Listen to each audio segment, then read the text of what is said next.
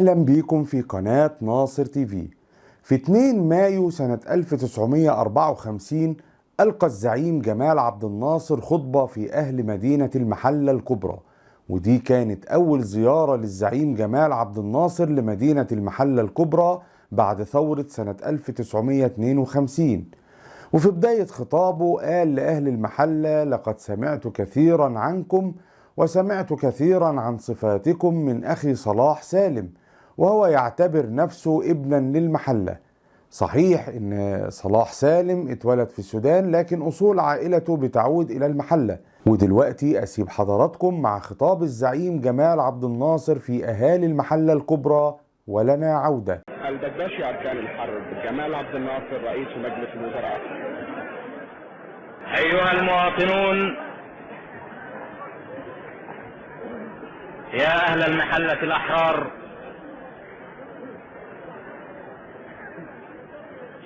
لقد سمعت كثيرا عنكم وسمعت كثيرا عن صفاتكم من أخي صلاح سالم، وهو يعتبر نفسه ابنا للمحلة.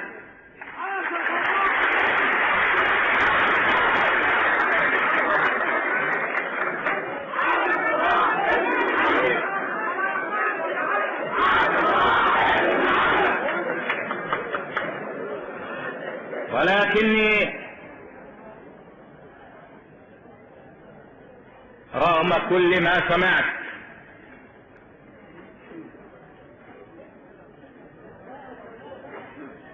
وبعد أن رأيتكم اليوم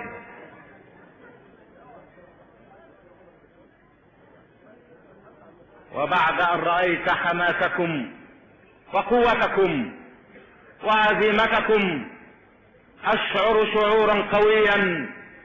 إني رأيت فيكم بلادي القوية، رأيت فيكم مصر التي قالوا إن ثورتها قد انتهت وإن وحدتها قد تفككت. رأيت فيكم مصر التي لن تهان أبدا ولن تضام أبدا، ولكنها ستبعث من جديد، ستبعث قوية، ستبعث عزيزة، ستبعث كريمة.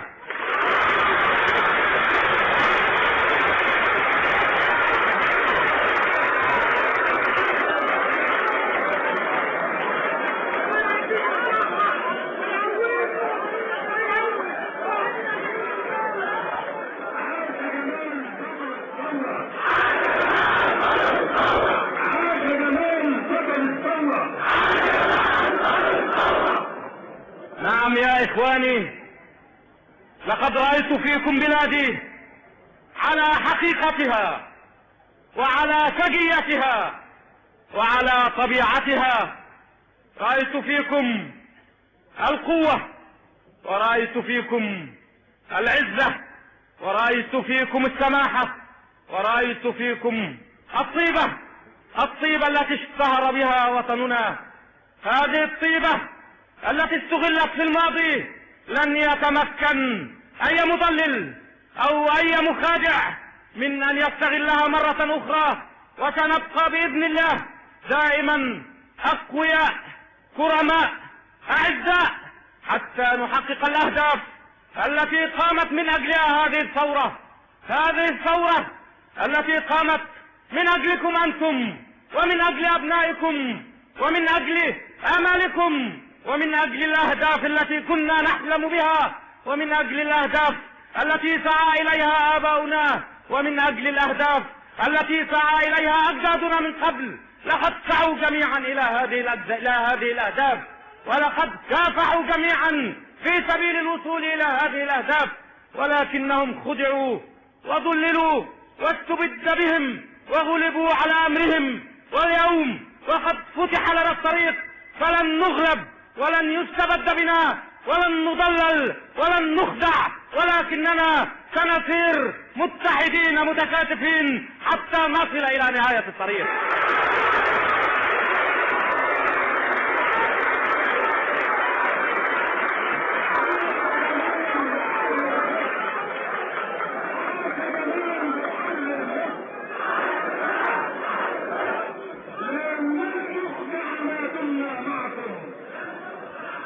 يا إخواني،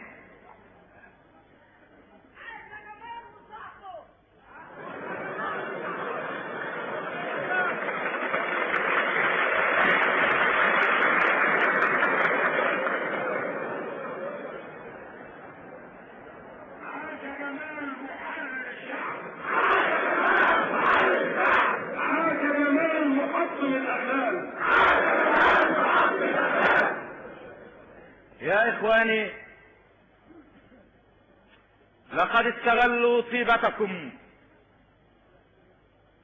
واستغلوا سماحتكم سنينا طويلة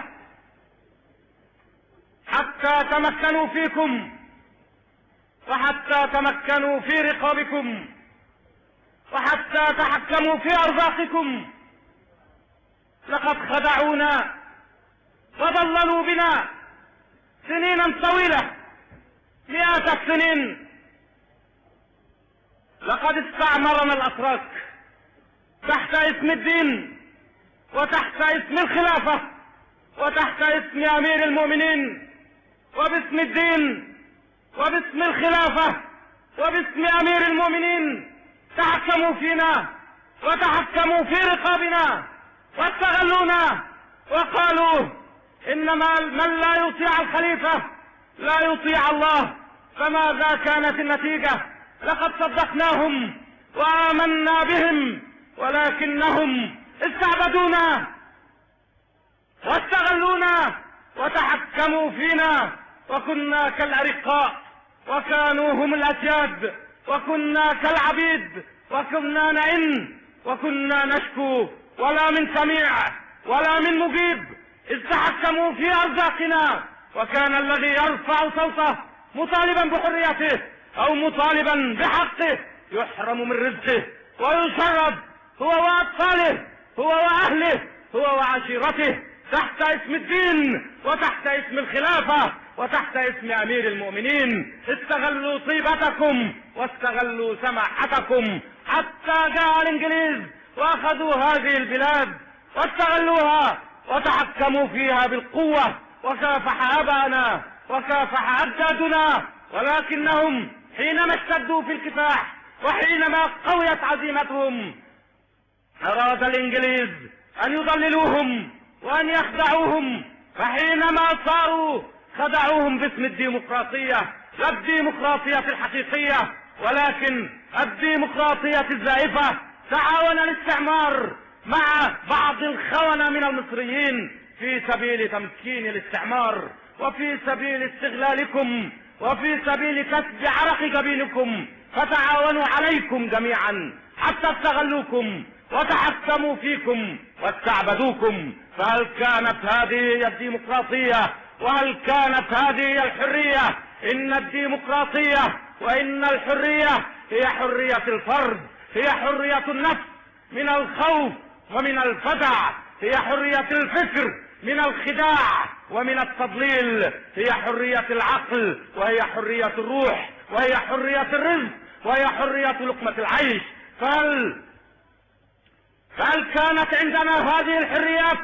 هل كان أي فرد من هذه البلاد يستطيع أن يكون حرا في لقمة عيشه أو في رزقه؟ هل كان الفلاح يستطيع أن يكون حرا في أرضه؟ وهل كان العامل يستطيع أن يكون حرا في عمله؟ وهل كان الموظف يستطيع أن يكون حرا في وظيفته؟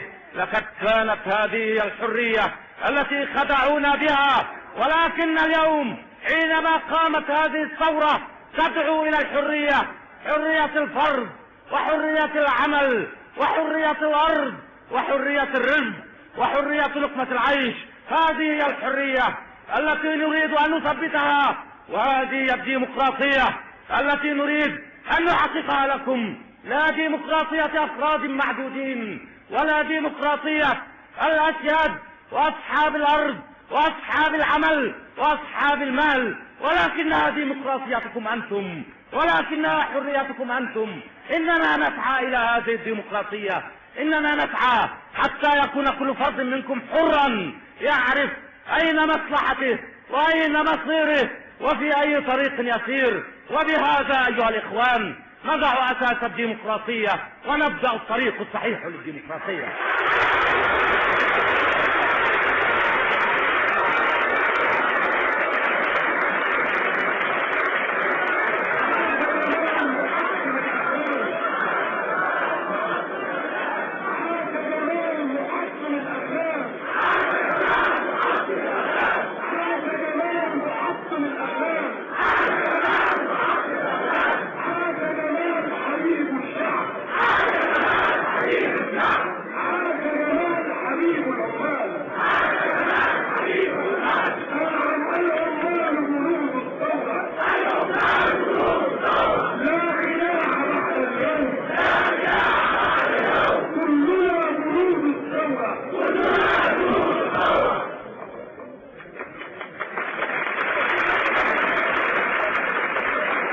يا إخواني،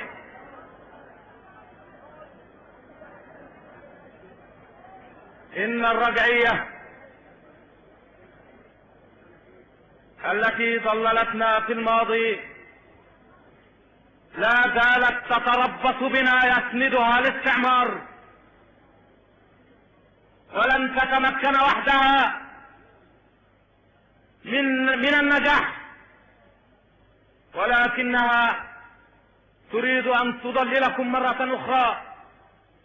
إنهم يقولون إن هذه الثورة ثورة ديكتاتورية رغم إرادة الشعب، ولكنها ثورة ديمقراطية، وكانت أهدافها الأولى هي التخلص من الاستعمار وأعوانه من الخونة المصريين، وإقامة حياة ديمقراطية سليمة نظيفة. هذه هي الأهداف التي قامت عليها الثورة، وأردنا في أول الثورة أن نقيم حياة ديمقراطية نظيفة، فلن نتمكن، لأن الحزبية التي كانت تمثل أكره أنواع الديكتاتورية تحت اسم الشعب وتحت اسم إرادة الشعب أرادت أن تتحكم فيكم وأرادت أن تستغلكم، فوجدنا أنه لا سبيل أمامنا لإقامة حياة ديمقراطية سليمة إلا بالقضاء على المستغلين، وإلا بالقضاء على المخادعين، وإلا بالقضاء على المضللين، وإلا بعد تسليم أمور الشعب لأفراد الشعب، وإلا بعد تخليص الشعب من براثن هؤلاء الناس الذين مصوا دماءه وسلبوا أمواله.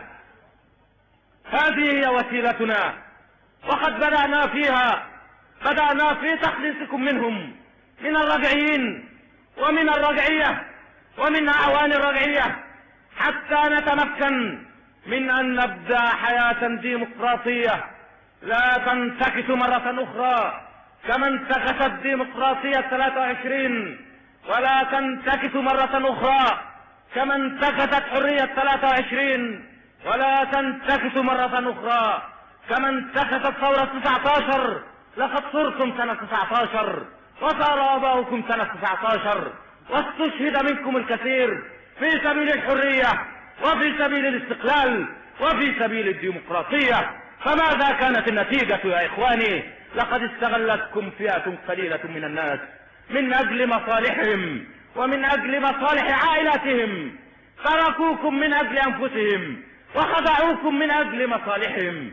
إننا لا نريد أن يعيد التاريخ نفسه مرة أخرى، إننا نريد حرية سليمة مبنية على الفرد، ومبنية على حرية الفرد، ومبنية على كرامة الفرد.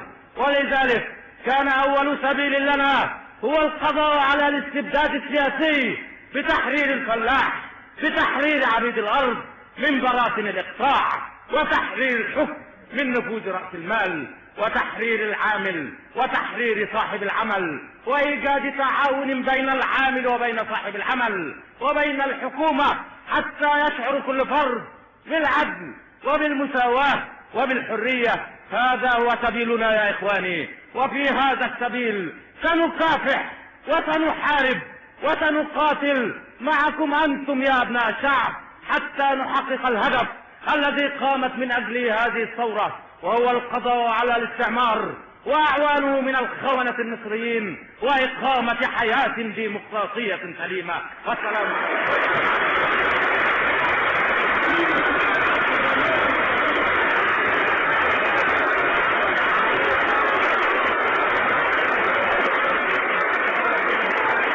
ويختتم السيد رئيس مجلس الوزراء خطابه السياسي هذا في المؤتمر الشعبي الكبير الذي عقدته هيئة التحرير في مدينة المحلة الكبرى.